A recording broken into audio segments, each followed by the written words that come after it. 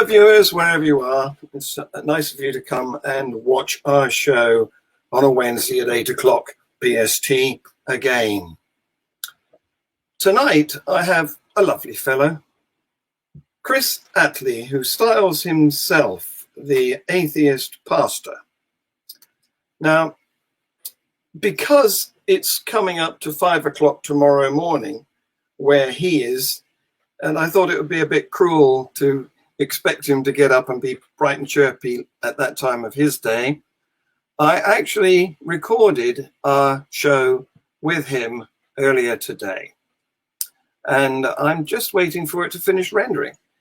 I thought it had finished earlier, but apparently not. So it's on 94%. It won't be a minute now.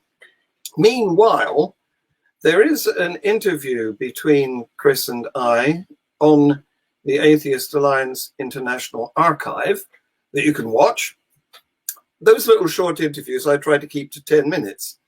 But Chris is, he's voluble. Not volleyball, voluble. He speaks a lot. And it was as much as I could do to pin him down to 17 minutes. But it's there for you to watch whenever you feel the need. I'd also like to tell you about next week's guest, because I'm really pleased to announce we have Professor A.C. Grayling. I've long been a fan of his. In fact, if you visit our Facebook site, you'll see on the events there a picture of him and me, because he came on a tour, a lecture tour to promote a book some years ago, and I went to see him when he was in Brighton and got the selfie together with him. Right. Well, the recording has rendered, so I'm going to go straight into playing it for you. And of course, the usual rules apply. If you want to ask a question, you put a Q in front of your. In fact, I may take some comments today because since I don't have him here live, the only person who can answer your question will be me. So let's have a look at your comments too. You can make comments and I might post some of those on screen as well. Okay, so here we go with the share.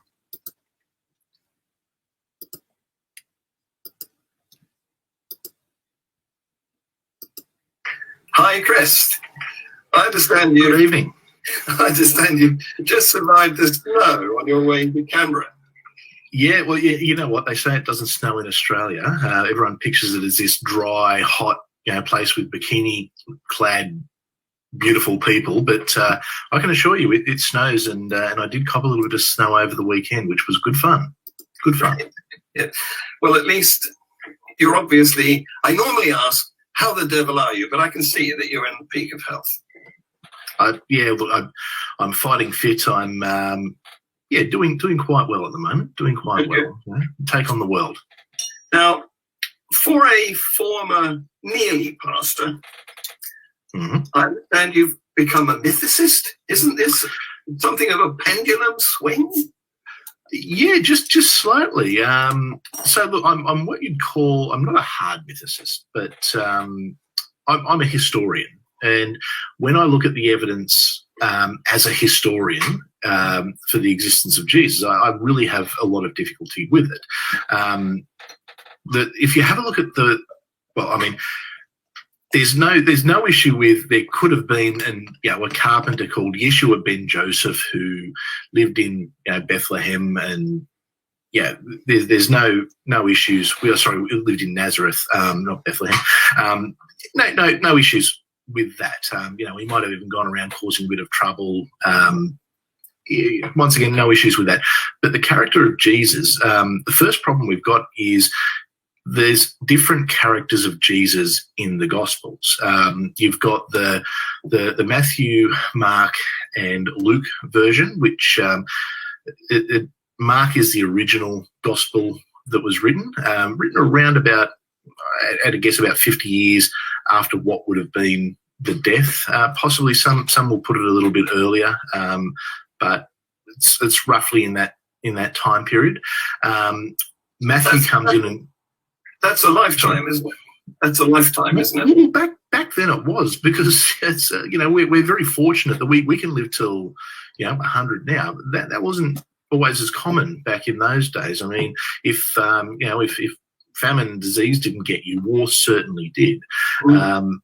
And as well as that, the communication levels that we have now, you've got to remember that isn't something that existed back then. And I often look at it this way: it'd be like me writing an eyewitness account of the Vietnam War. Now, I can write about the Vietnam War because I researched it, studied it, know things about it. But I wasn't there. In fact, I wasn't even alive when the Vietnam War occurred. And then as you go further back, Matthew and Luke are essentially corrections of some of the errors that Mark makes. For instance, there's some geographical issues, some issues surrounding Jewish customs that show that it was not written by someone. Well, it probably wasn't even written by someone who was Jewish or of that faith. It was more than likely written by a Greek speaker, and the same with Matthew and Luke. And then you've got John, which is a completely different characterization of Jesus again. Things happen in different order. It's just, if you were to read, say, Mark and John, which I guess are the original sources for those two, or for those two characters of Jesus, it's a different character. So it's impossible that person or that character could have existed, because it's a different character through the Gospels. Even if you have a look at the lineage difference, there's a lineage, because they have to prove the lineage going back to David, because the prophecy said he'd come from the house of David. They've got these lineages that go back. The problem is the lineage in Matthew and the lineage in Luke are completely different. But even so, even if the lineage has been proven, later we discover that Jesus didn't have a human father anyway. Well, that's it. So it's and look, the Christian me would have said, well, clearly one's written for a Greek audience, one's written for a Jewish audience, and the Jewish goes through the line of the mother. But that's actually completely bunk, as I now know. It's Jewish heritage is considered through the mother. However, it's was the son of Joseph, and then so on through the male line. Yeah, exactly, because the lineage goes down the male line. So. Yeah, the problem is by the time the Council of Nicaea met hundreds of years later, both were so widely circulated that they couldn't discount either of them. They had to include them both. Errors and all. So, but back in those days, it probably didn't matter too much, because only the clergy could read, and only the clergy was delivering the message. So, the average folks didn't really start reading the Bible until, the Lutheran sort of revolution, or the Protestant Revolution. But even then, it's the literacy rates weren't particularly high. Yeah. So what I want to do is get your thoughts on a presentation that I did when I was being opposed by a Answers in Genesis pastor. Oh, this will be fun. This will be fun. Believe it or not, we have a branch of Answers in Genesis just down the road here in the UK. In West. So we did the smart thing. We sent Ken Ham over to the US. Yes. And as I keep telling Americans, we've got a very strict no returns policy. So he's over there now. He can stay. Yes, but they're not too bad here. Although there's certainly in my Christian days, certainly I did have some of their material. Theirs and good old Kent Hovind, of course. His DVDs always did the round of churches. And Banana Man. Oh, Banana Man. I just want to be very clear. He's from New Zealand. He's not Australian. He is from New Zealand, not one of us. You narrowly escaped having the Noah's Ark theme park near you. I can assure you, no Australian government would ever build that. we're very very fortunate. Only in America is what they say, and I think only in America for Noah's Ark. Yes, indeed. Well, let me get this up and we'll have a look at it. Sounds good. It's because there we go. That's the full screen slideshow now. So good. Okay.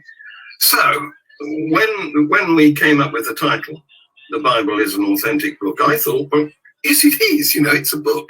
That's an authentic thing. And so is Lord of the Rings and Harry Potter.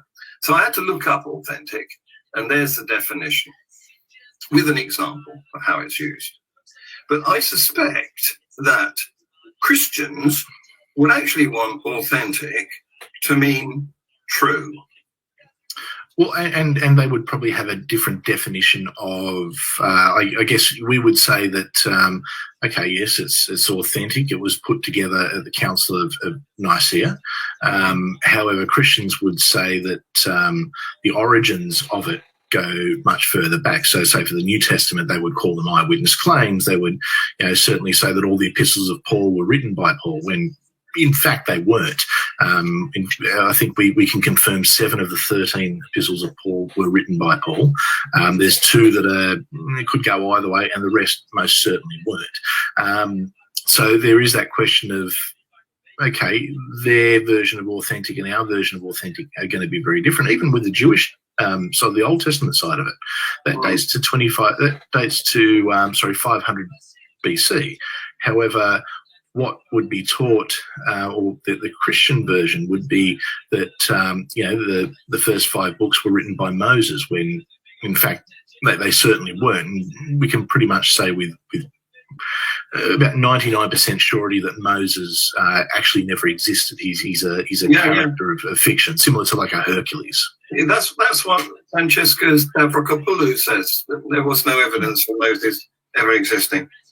No, in fact, we can guarantee that that Moses, or certainly didn't exist in the way that he's depicted, because we know that the Jews weren't in Egypt. We know that we've got archaeological records that indicate different groups were in the area at the time. The Phoenicians and so on. Anyway, sorry, I've gone on a tangent there. So I've got the synonyms slide up now. Can you see that? I can. Good. Yeah. So if the definition doesn't meet your needs, sometimes you can find a synonym to give you the requirement. And if you look at that list of synonyms for authentic, you'll find that there is true, but it's 1, 2, 3, 4, 5, 6, 7, 8 down the list. So yeah, look, I would think that a better question would be, is it accurate rather than authentic? I think there's certainly a discussion. I guess you can get into the semantics of wording. I guess it all comes down to the intent of the question, and I would imagine the intent, is it authentic, would probably be to imply, is it accurate, is it true? Yes. Well, I went with the suggestion of my opponent. That was he determined the motion that we should debate. So I just played along. They always like to pick the question or the terminology. Yeah, absolutely. So my opponent then went on to give us a biblical quote. He quoted John 21, verses 24 and 25. Now, I don't do biblical quotes because, for a start, I don't consider the Bible to be a reliable source of information. And you can't confirm the Bible by quoting the Bible. You need an alternative, independent source. What do you say? Yeah. Well, that's a verse that basically says that it's testifying to itself that what it says is true. I mean, you can get that out of anything. These are actual events that happened. It doesn't mean that they're true. In fact, if it's coming from John, I mean, John was written probably 100 years after the death of Jesus, or the supposed death of the Jesus character, or thereabouts. At the best, probably 90 years. So it's completely if that's the best that they've got, saying, well, the Bible's true because the Bible says it's true. How more can you get an argument? Yeah, I mean, it's checkmate atheists. Yes. So then he gave us a poem. Is this typing for you? Oh, yes, okay. It's a bit slow, isn't it? Yeah. Yeah, okay, so let's talk poetry, and let's talk poetry of, let's talk poetry of around the time of the Jesus character would have existed. Let's talk about the Roman poet Catullus. Now, Catullus used to write about how his love for Lesbia, she was the most beautiful woman in the world. Now, just because he wrote that in poetry doesn't mean that she was the most beautiful woman in the world. Maybe in his opinion. Yeah. He also wrote some things about some fairly crude things that he wanted to do to his friends who called him a sissy. If you ever get the chance, read his 16th poem. Spoiler, a little spoiler. It's not one for the kids, but once again, it's a poem. So what? I can find you poems, songs. It's opinions, it's feeling. Exactly. Okay, and the love of God, mercy. So by Mercy Me, well, Mercy Me is a Christian band. That's actually just realised who that is. That's it's actually not a poem. If he said he's a poem, he might have been telling a fib, which that's not good for a Christian, I guess. But they're actually a Christian band. Yeah, I researched it and found that it's a verse from a hymn rather than... Oh, okay. So, yes. But anyway, you're right. I mean, I never supply poetry. It's fine. It's entertainment, but it's not evidence. So up until now, then, he's provided no evidence for the authenticity of the Bible. And I also rarely do quotes, and unless they're funny, because they're usually just appeals to authority. What the quoter is doing is saying, look, this highly respected person believes this, so you should too. and look, if we want to quote the Bible, we can quote the Bible. Ezekiel 23:20 says, "There she lusted after her lovers with genitals like those of a donkey and a mission that flowed like that of a horse." So what? What does that prove? Absolutely nothing. And the same as the verse from John 21:24 and 25. It proves absolutely nothing. But it does give you an amazing image in your mind. Certainly does. It certainly does. But you think, like I said, you think that's good? Read Catullus. That's okay. Wow. So the quotes that theists like to give are not usually modern. They like to source things that were said back in history. When let's face it, we knew very little. We didn't know much about anything. Or they quote irrelevant celebrities like the fairy tale author C.S. Lewis. He's one of their favourites. Oh yes, yeah. It's everything's of the devil except for his works because he liked Jesus. Yes. Harry Potter, that's wicked and of the devil. But the Lion, the Witch, and the Wardrobe is fine. I reference him in a minute. So then my opponent went on to outline what he called the hallmarks of authenticity. Okay, this should be good. Yeah, exactly. Notice he doesn't designate it evidence. He calls it hallmarks. So here was his first one. Documents should be considered to be true unless proven otherwise. Absolutely not. No. In fact, no. Okay, this is me speaking as a historian. As a historian, we're skeptical of all documents unless we can prove that it's actually accurate. We can demonstrate that it's actually a primary source, or at the very least comes from a primary source document. That's not how history works. No, ideally, you want lots of documents that corroborate each other independently. Exactly. I mean, if I were to go and pick up one of the was it Times of the World or whatever it is, where it's like aliens abducted me and all that kind of stuff. Or the Queen's really a lizard person, things like that. You know, should we assume that that is true unless proven otherwise? No, it's not guilty unless proven innocent. It's innocent unless proven guilty. My favourite is there's a Ford Cortina on the moon. That was great. What, you think it still starts? So anyway, given that he was trying to extol the virtues of the Bible, surely one of the requirements of these hallmarks is to distinguish it from other scriptures that also claim to provide explanations and to be perhaps a source of morality and to offer salvation. So, do we accept the Bhagavad Gita as well? The Quran. Yes, exactly. So let's keep these hallmarks, or let's keep these other scriptures in mind when we are considering his hallmarks. Let's see whether they could apply to the Quran and the Book of Mormon. So he gave us 5 there, the first one. Could we apply that to the Quran and the Book of Mormon? I think we could. You could apply that to Star Wars. Yes. And what he's proposing is that we should tolerate falsehood for an indefinite period. Well, I've got bad news for him just on his first premise. I mean, sorry, I assume it was a he being a Christian you were debating, because, you know, the Bible does say women shouldn't teach, and I assume that he's a good Christian who follows that. So we can prove otherwise, that either Matthew or Luke is false because they have different lineages. They both can't be right. Yes.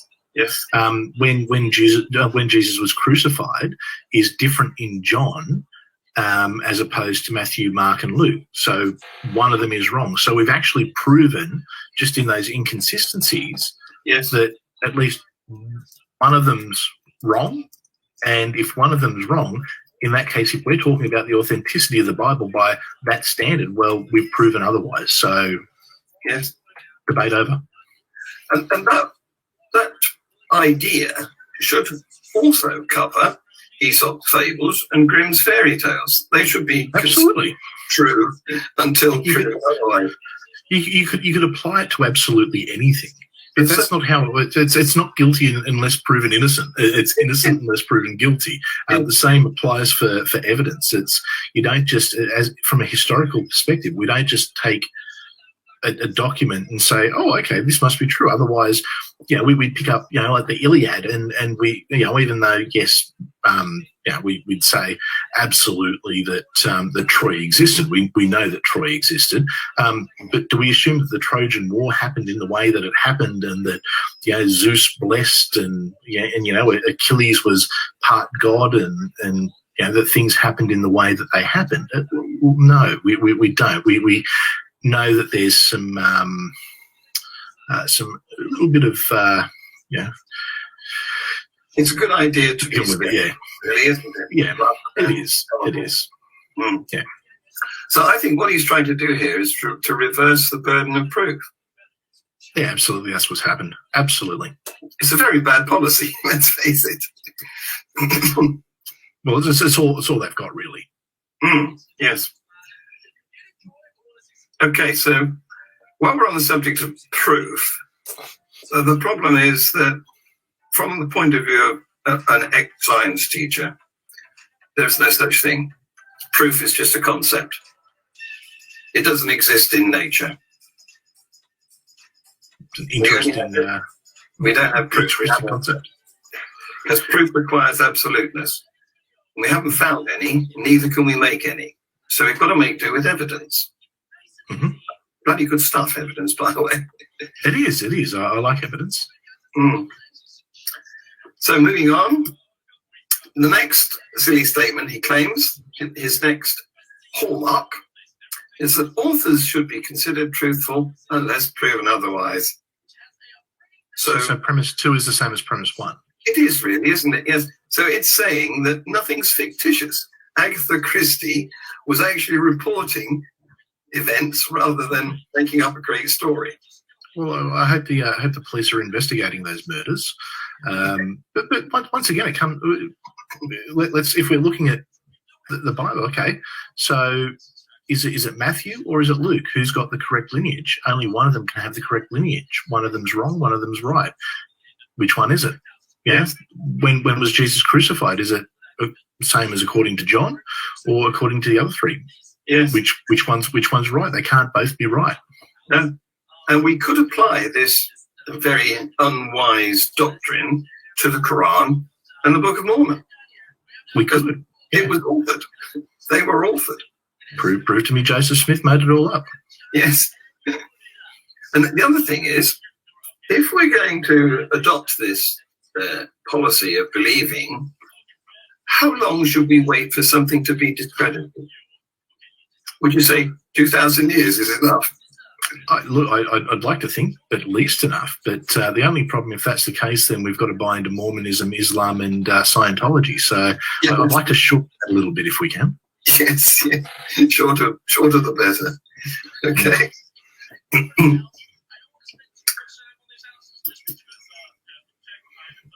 Seems like some great minds are thinking alike here with your bullet points.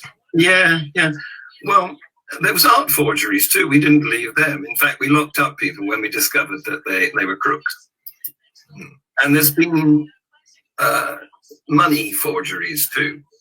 Oh, so actually, Piltdown Man's a classic example. There's a forgery. Yes. Absolute forgery. Yes. Should we? Well, actually, I wonder, being from Answers in Genesis, should we assume that Charles Darwin is telling the truth? Well, we shouldn't assume that, but... Well, according to his, its author should be considered truthful, and that's proved, no, Charles Darwin. Well, what he gave us is some testimony that can be tested. Yes, that's right. And since it's been regularly tested over the past over 150 years, it's always come out as correct. So, another thing he said is that the more people who claim to have seen it, whatever it was, the more credible it is. I love it when Christians bring this one up because they talk about how there was thousands of witnesses, but they can never tell you who they were. It's just like if I put at the end of Star Wars, there was 1 million people who witnessed the end of the Death Star or the destruction of the Death Star. That means nothing. There was no large number of witnesses. In fact, there is absolutely zero, and I mean zero, primary source evidence of the existence of Jesus. There's nothing. There is not one eyewitness account or testimony for him having existed. No, I agree. There's a number of problems here. First of all, there's a couple of different sorts of witnesses. There's eyewitnesses, which allegedly were there and actually detected with their sense organs what went on. And then there's hearsay witnesses, which were merely told, and we don't know how long the chain of telling was. So that's very dubious as a source of information. Extremely dubious. At the best, once again, the Book of Acts was written 60 years later, 60 years after what would have been the death of Jesus. And the reason we say roughly is because of the difference in the stories in John as opposed to the other Gospels about what occurred when Jesus died and what day he actually died on. There's a 3 year gap that it could be between 32 and 35. So yeah, we say roughly 50 to 60 years because was it 32? Was it 35? Was it 7 years prior? Who knows? It's a lot of guesswork actually. But there's absolutely no witnesses. There is zero witnesses. So I mean that point is absolutely new. Just saying there was he fed 5,000 people. Okay, well, who were they? Where were they? Why is there no evidence of or anything written or any other story told about it? There's absolutely nothing. And the Romans, and Christians will say the Romans didn't keep good records. The Romans kept impeccable records. We know exactly who was where, when. We've got evidence of battles occurring. We knew how the Romans lived. We've got Roman poetry. We've got so much information from that era but nothing about Jesus, so there is no witnesses. So straight away, there is no witness. Even if he existed, there's no one who said anything about him. Well, in terms of the modern meaning of the word witness, a hearsay witness wouldn't really be called in court. Because but even a hearsay witness, I mean, we're talking about events 60 years later at a time where people lived to the ripe old age of about 40. Yes, and the other modern meaning of the word witness is somebody that you can put in the dock and interrogate. Yes. You have to be alive. Exactly. You can't do that with 2,000-year-old tales. It's like Luke says, it's claimed that Luke is an excellent historian. And the reason that it's, people say that, or Christians say that Luke is an excellent historian is because Luke says, I am an excellent historian. Furthermore, the numbers, that's another fallacy, because it really doesn't matter how many people believe something. It doesn't make it any more true, because upon a time everybody believed that the sun went round the earth, and they were all wrong. No matter it was a very big number of everyone. That did seem to be the prevailing thought for a period of time, but it seems as though we knew the Earth was round, then we devolved to flat because the Bible said so, and then we finally got back to science. Yes.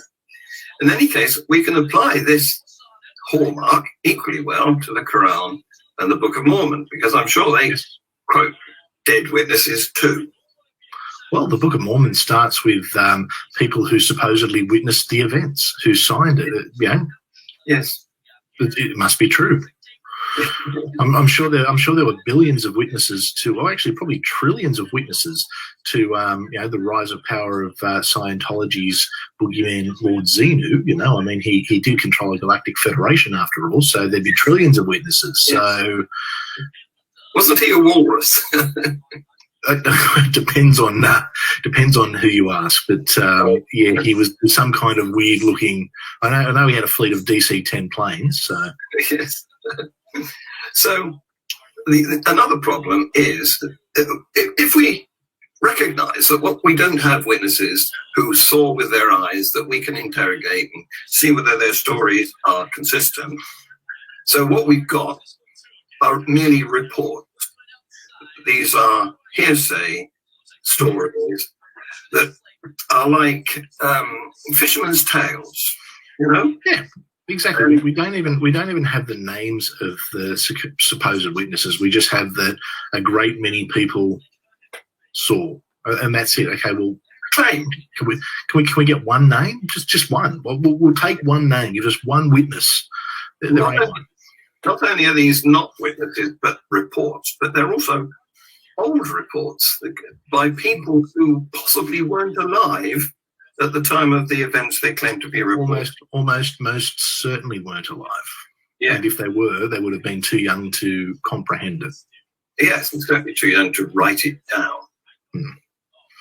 So even if we take the two non-Christian Roman historians who do mention Jesus, and you might think they're an independent source, Josephus and Tacitus. No, well, Josephus is a proven forgery. The forgery was done by, and his name escapes me, but he was the personal historian of Constantine. And the reason we know it's a forgery is because earlier Christian writers never referenced this verse. In fact, they actually commented that, how awful Josephus was for not mentioning or not talking more about Jesus. But once again, that was written in 95 AD. Yes. So he wasn't born at the time of the events. No, and all he actually says is there are there's a tribe called the Christians who believe that their Messiah died and came back to life. You know what? No one's arguing that there were Christians. There are Christians now. We know there are Muslims, Hindus. There's a lot of different. It means nothing. Yep. So here's my bullet points again. Yep, there we go. It's once again, I think we're pretty much on the same path here. Yeah. Have you come up against prosopagnosia?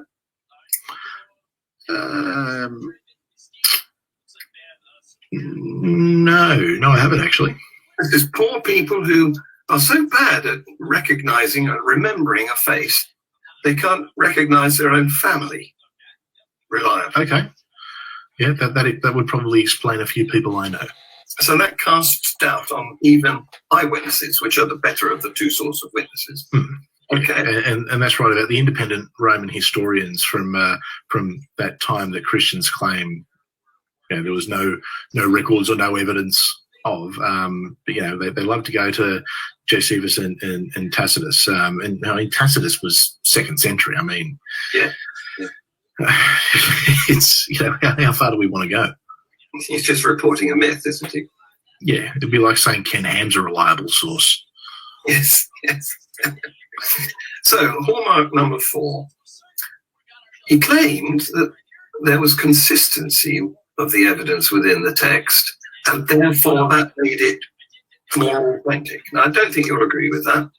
No, I think I've mentioned a few examples, Yes. very obvious examples that we probably don't need to repeat again. But I think we've already disproven number 4. Yes, even if you go back to the beginning of the Bible, Genesis 1 disagrees with Genesis 2. This is what happens when you've got people in the Bronze Age trying to explain things. But so there's no consistency. What there is inconsistency. But continual inconsistency. even if the text was consistent, that doesn't mean it's evident or true, because it's just written, and you can write anything. But if you want to get consistency, what you need is a good editor. I mean, Agatha Christie, for example, and many other faultless fiction writers had a good editor who went through their text and said, hang on, you can't say this because back there you said that. Yeah, there's no consistency in the Bible. But once again, I come back to the lineage. Is it Matthew or is it Luke? Because that's the obvious one. Okay, so hallmark number 5. Reliability is confirmed by matching with known events or dated artifacts. Now, you know what? I agree. You will know I something. agree. I absolutely agree with that. However, that's not what happens with the Bible. Okay, so known events or dated artifacts. Well, the Bible claims the Earth's 6,000 years old. We've got fossil record that goes back well beyond that. So that's the first thing. Let's talk about the Exodus. There's absolutely, and the Egyptians recorded everything. That's why we know so much about Egyptian history and culture. They recorded absolutely everything. The Jews were not slaves in Egypt. We absolutely know that they didn't build the pyramids. It wasn't the Jews. There was no Moses. There's no archaeological evidence for a lot of it. I mean, they talk about cities and towns. Well, so what? Spider-Man comics talk about New York. That doesn't mean that Spider-Man's accurate. It's the archaeological evidence is not there to prove the Bible. Certain events, yes, okay, the Romans were in Judea. That's historically known. There's no, you wouldn't write without that context. There's the things like the Babylonian exile. Yes, we know that happened. That's because the entirety of the Old Testament was written during the Babylonian exile. But other things like, say,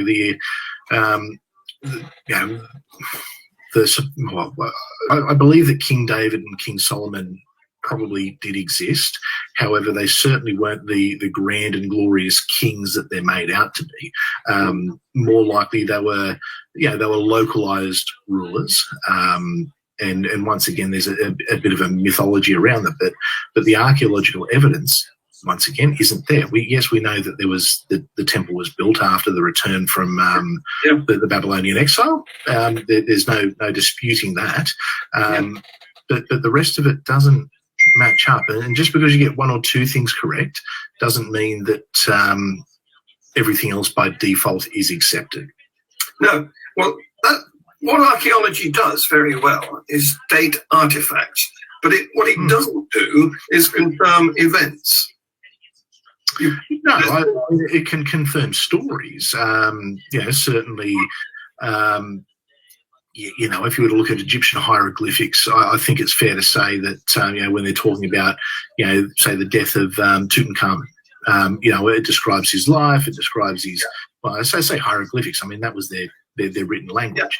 So certainly things like that will confirm, or, there you have pretty good evidence on a piece of datable material. So archaeology does that bit. With the tomb and, evidence. There are some events that can be dated by remains, physical remains. So, for example, if I find a bomb in the garden, it's probably evidence that a bomber flew over during the last war. But most events in the Bible left no traces. You can't leave traces of walking on water or being born from a virgin or resurrecting. Well, look, I think walking on water is probably just ice skating, really. I mean, people do it all day, every day. No, look, it's there, and that's not how it does still.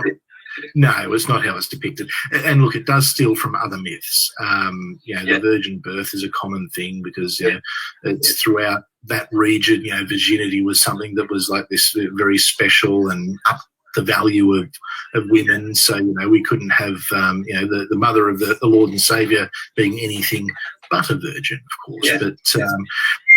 But no, look, none of that stuff can be proven. And look, certainly you could, as from a historical point of view, if there was a lot of other or everything else was virtually accurate, it would lend more credence to particular stories. We do know that virgin births can happen and do happen where, people don't necessarily have sex but do everything but, and, that things still get in there. So there's certainly cases like that, or potentially we could do in vitro fertilization on someone who hadn't had sex. So it's not an impossibility, but is it likely that a ghost came down and had his way with, or had its way, or with Mary? No, it's the evidence would not suggest that. It's stretching credibility to its limit, isn't it? And as a historian, of course, you all know that historical events range from doubtful to likely to be true. I mean, for example, we have a story of King Canute commanding the tide to stay back. That's probably not true. Probably not, no. Story of King Alfred burning the cakes. That's probably very dubious too. But and look, if I were to stand outside when it's so it was snowing this weekend and said, "Snow, I command you to go away," and then half an hour it stopped snowing. Now, is that because of natural cycles, or do I have magic powers to make the snow go away? I mean, sometimes coincidence can happen as well, and we just have to look at what happens in reality. Yes, absolutely. This is Bayes' theory, isn't it? That you've got to compare the claim with prior knowledge. So what I wanted to talk to you about is, did this not, when you made the transition, provide you with some cognitive dissonance? Was it hard? It was. See, for me, I don't think there was ever. It wasn't just all of a sudden I stopped believing. For me, I found inaccuracies in the Bible, and inaccuracies in, like we were just saying, in what we know. I guess the reality of the world is, and it led me down a path of searching. And look, I was desperately trying to prove it correct because I wanted to be, that guy from Answers in Genesis who would debate someone like you and have the answers and be able to prove you wrong and lead you to Christ. That's why I went down the path. You had wishful thinkianity. I know. Well, I did get to have the conversation with you eventually about the Bible, I guess. So it's, we'll take it. But look, it was a gradual. it was like I lost something almost every day. It's, and especially being someone who studies history. And, it's even though I wasn't actively studying history at the time, not to the extent I am now, of course. But it's always been an interest. You don't go and do, study history and make a career out of it if you don't at least have an interest in it to start with. So, I was always going down that path, and just the more I read, the more I lost from it. And then it sort of led me to, well, what else is out there? I looked at the claims of Hinduism. I didn't bother with Islam because I pretty much that's down the same line as Christianity, because if one if one's completely false, then the other one's completely false. But I just couldn't find anything else out there until one day it just sort of dawned on me. I actively do not believe, and I probably switched to agnosticism, I guess, for a little bit, and then it was really a case of, no, I actively don't believe, or I believe that there is no God. And what the hardest thing for me was, a lot of people talk about a fear of hell. For me, fear of hell was never the issue. Fear of non-existence is what does it for me. The thought that everything I am could just be puffed out in 1 second, that really bothered me. So that was the biggest challenge, and that was what was probably letting me hang on to religion. And now I've just come to accept, well, it is what it is, and there's absolutely nothing I can do about that. And I'm just going to make sure I do the best I can with this life I've got now. Yeah. So you went on a journey. You went through agnosticism for a bit. Some people go down the spiritualism route, don't they, on their journey, gradually getting away from theism into... I did that prior to Christianity. I've been I guess I was a searcher for a long time. I used to be right into psychic readings, Reiki healing, ufology, ancient aliens, and all that kind of stuff. Even found myself with a UFO group there for a little while, but truth be told, that was because there was a girl that I rather fancied, and I just kind of went along. But no, I was there, and I listened. I was someone who was actively searching, I guess. I wanted, to find a truth, and and Christianity hit me, because I'm not from a Christian background. And when I found Christianity, I was as surprised as anyone that I converted. And then I was even more surprised, years and years later when I deconverted. And I guess, I looked into Hinduism. I thought that there potentially was something there. I liked the idea of, many gods, and, it's that sort of way of thinking. And, we've got about 5 minutes from my house, we've got the largest Buddhist temple in the southern hemisphere. So I went and had a look at that, and once again, very, very nice. And I'll say they do some great vegetarian food there. But I didn't find that truth I was looking for, because the same things that were stopping with Christianity, in that the fables aren't based in reality, were occurring across all of those lines. So then I thought, well, maybe there's just some deity, or maybe the universe is, an entity. But it's just, I've just fallen away from that completely, to a point where I actively do not believe that that there is any deity. It's and I accept that I take a belief position that there is no deity, or there is no God. I've got no problem with that. And I understand that that's not necessarily everyone's view on what an atheist is. But that's what I am. Yeah. Okay. You see, the thing is, I meet a lot of people who have become atheists after having been in a religion. And to my way of thinking, they can be some of the most militant atheists, because they've been tricked, and they've realized, and they've grieved for part of their life that they've wasted being deceived. Is that you? Look, we all go through the angry atheist phase. I was no exception to that. No, so you're fine. You didn't have that. One of the biggest things I regret is I had this really amazing collection of Christian theological books, like a huge library of it.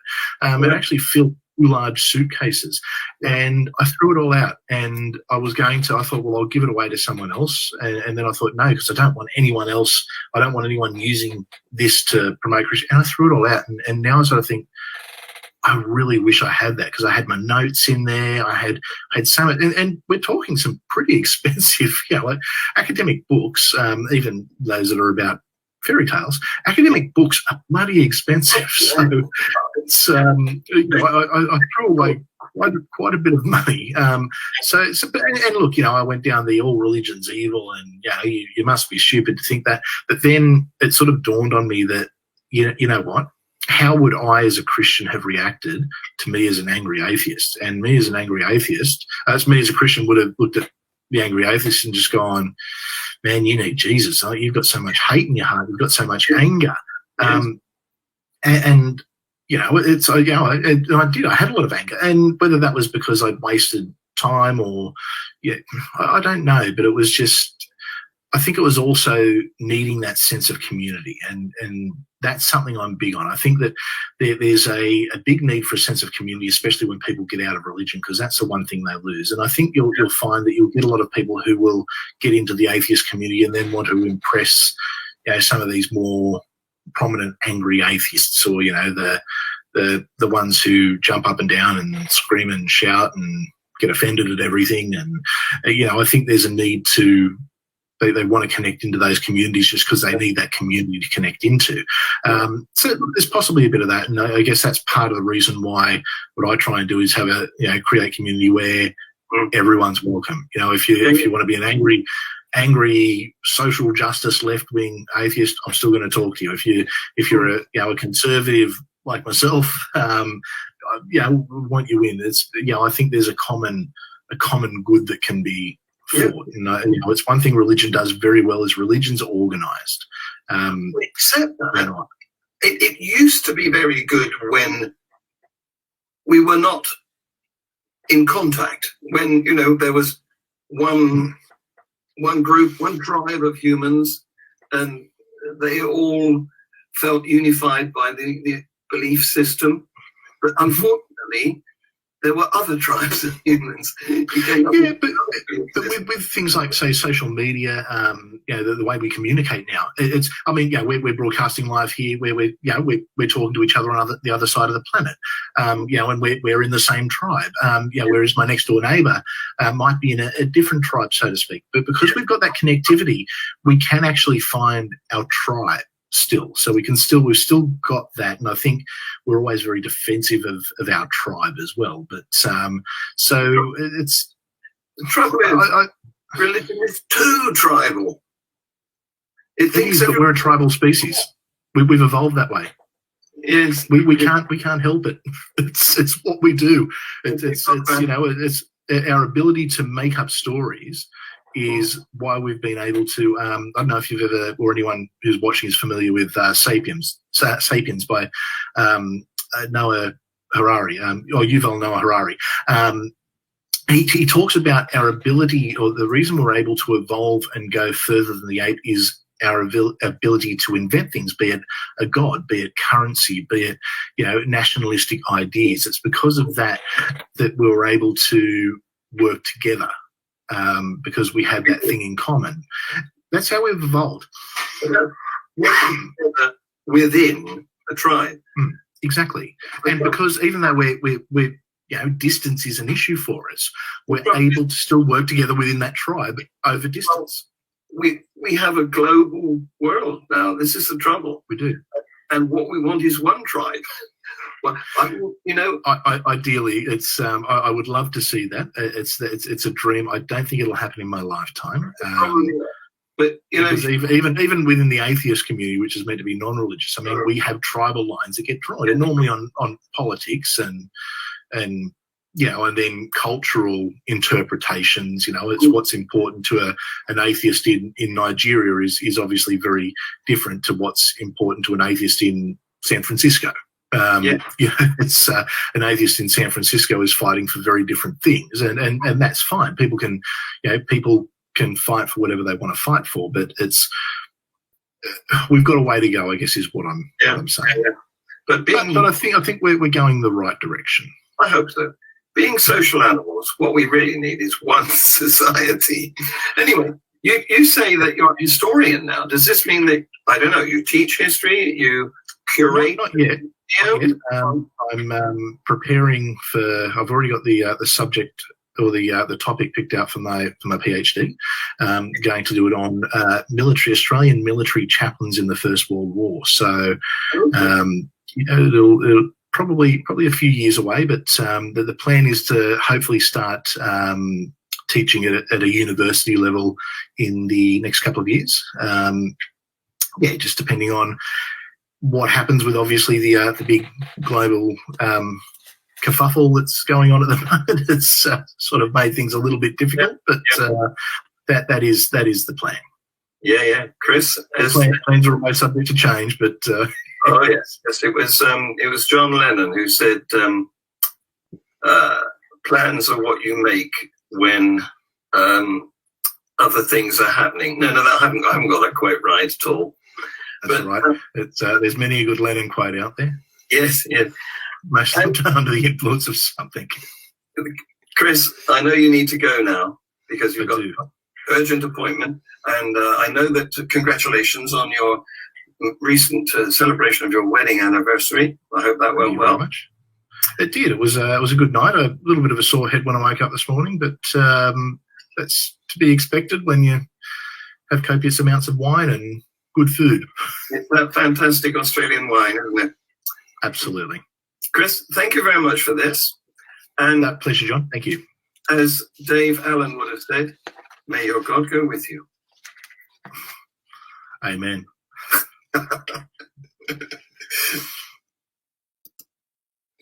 Well, what a lovely fellow he is too.